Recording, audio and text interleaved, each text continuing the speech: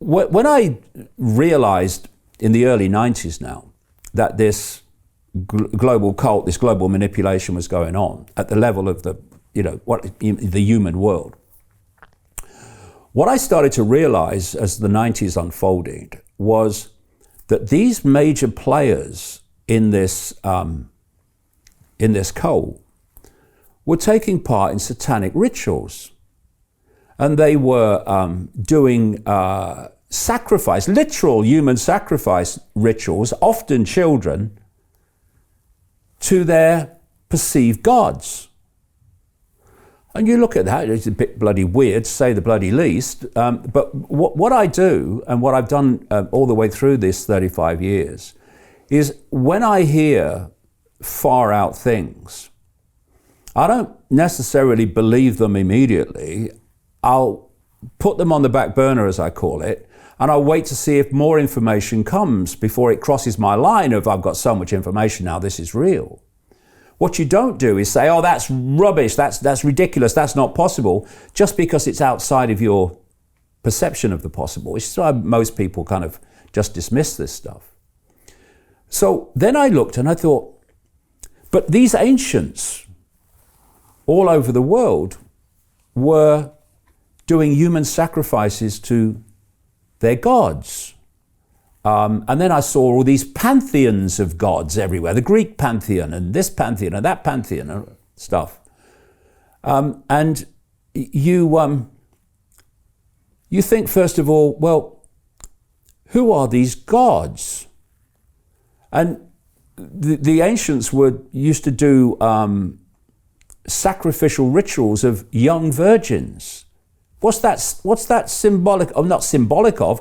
What's that describing? Children, young people. And they were making offerings to their gods. Sacrificial offerings to their gods. And so you think, okay, so what do the gods get out of it then?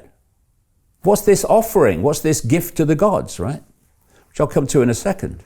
But then the penny drops, it doesn't take long, that the gods, quote, that these ancients were doing sacrificial rituals to are the same bloody gods that these rich and famous billionaires and others today are doing satanic rituals to.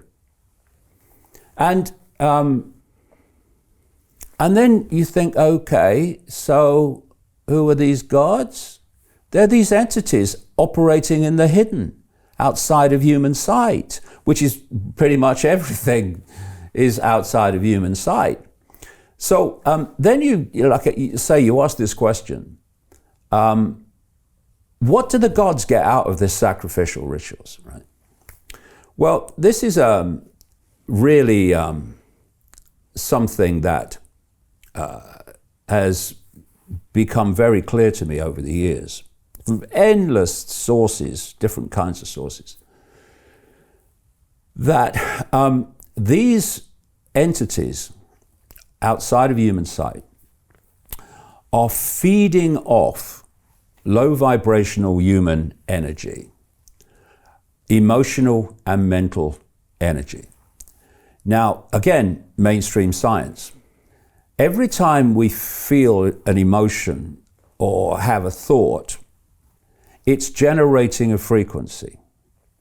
And that frequency relates to the nature of the emotion and the nature of the thought. So joy, love, happiness, peace, gratitude are high frequencies. These entities, by their very nature, are low frequency entities.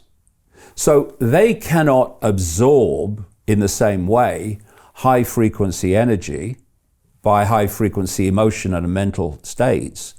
They have to feed off low vibrational energy, which is all generated around the base state of fear, anxiety, of depression, of hatred, of anger, in an aggressive sense, rather than an outraged sense in terms of an injustice.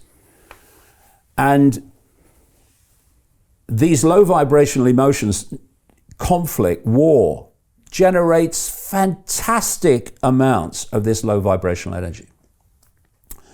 So they're feeding off this, and we are their sustenance.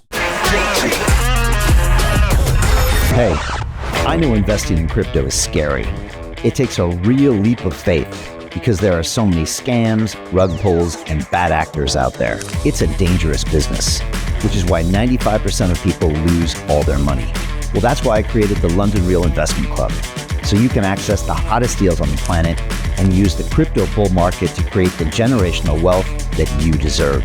Join my team of over 100 people from around the world that are making millions of dollars behind the scenes investing in blockchain, AI, Web3 games, DeFi, Bitcoin, and more. Don't miss out. Click the link below to book a call with one of my team now. But hurry, this bull market will end soon. I know investing in crypto can be scary. That's why you gotta join the investment club. Pull the trigger. Let's do this.